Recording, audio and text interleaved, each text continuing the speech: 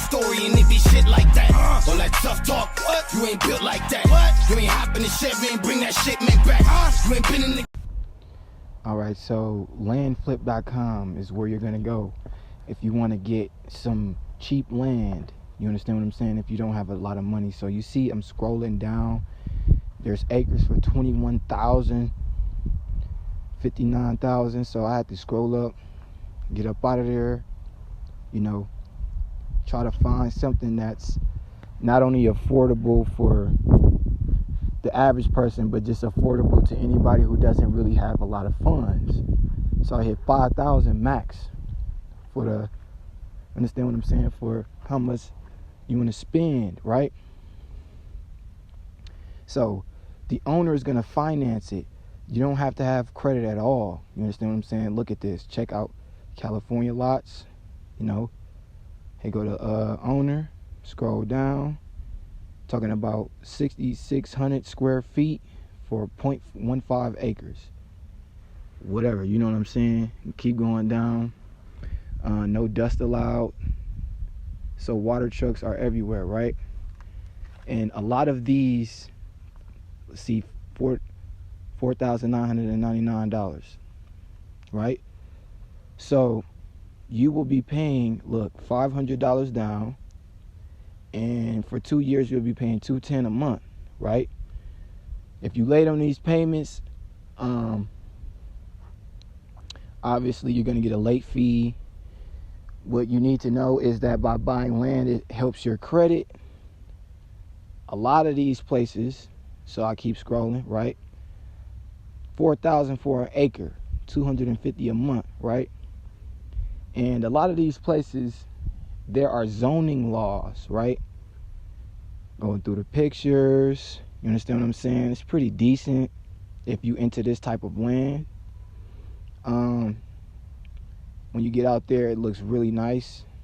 But a lot of these places, there are zoning laws. So essentially, there's things you can't build or can't do on certain pieces of land, right? You see where it says you have a neighbor, you know what I'm saying? He also owns the north side of the lot, right?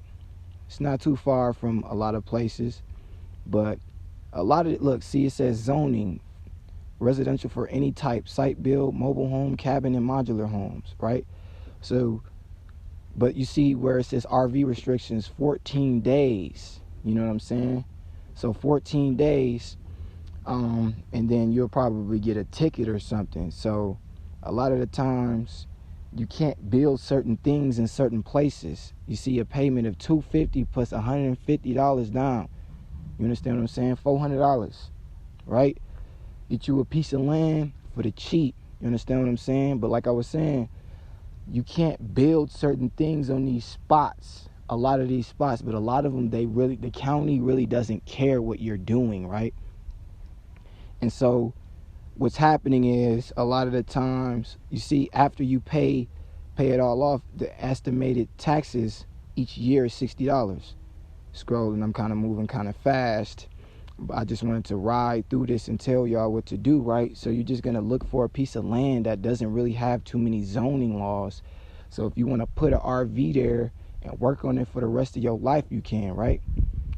See, so there's another piece of land, right? And all of these pieces of land are pretty much, look, see, one-time fee of a $99 documentation fee, $349 down. So essentially, roughly $500. So like I was saying before, you can go and scroll and look through this and stuff. A lot of the power, where there is a lot of power and there's a lot of homes, pretty much manufactured homes or something like that, those will be the spots that you don't want to go to if you don't have the money to, you know what I'm saying, build your own or buy your own. You see what I'm saying? So you want to get to a spot where not only will the owner finance, you see $34 a year for this one, and a lot of the times these prices get dropped a lot because people aren't buying it because they don't want to live out there. But there's a lot of land that you can buy off landflip.com that can help you out. But like I was saying, you want to get to a spot where there's not too many zoning laws. You get to build what you want to build. And look right here, $2,000 for this piece of land. Now this piece of land, wouldn't recommend if you don't have the money to build or the money to put a home right there, because you obviously see there's power, there's different homes right there. So they want to make it look pretty much feasible for anyone who's looking to move in an area that's almost like home, like what you would consider home, a small town. Now, a lot of pieces of land, they let you camp there so you can put your tent there. They don't really care about what you're doing, but you just have to do the research to find what best suits you, like I was saying. Also, a lot of these places, when you put the money down, they still don't let you move onto the property until it's finished paying, until it's done being paid off. You understand what I'm saying? So you want to ask as many questions as possible before you put any money down towards a piece of land, because you don't want to go into a contract not knowing what you're signing up for. You understand what I'm saying? Go survey the field, see if you get a good feel off of it, and like I said, ask a lot of questions. Once you pay your deposit, after that, a lot of places, like I said, they let you move in right away, but they're going to give you an email. They're going to give you a parcel number, which is essentially letting you know where your lot is. And they're going to send the documentation once you're done paying it off to whatever address you have listed for them. You understand what I'm saying? So everything is pretty much done internet based, and it's essentially pretty much straightforward. You understand what I'm saying? It's not nothing too far-fetched. You want to go over your contract just to read as much as possible, and also, like I said, it helps your credit. So it's not really hard buying a piece of land. The hardest thing is just getting familiar with the area and just getting comfortable with living out, in the rural vacant land, quote unquote. So to wrap it all up, it's not really hard. It's just something that you would have to pretty much make home. You know what I'm saying? So that's it for this video. If you guys want me to go more in depth, I will.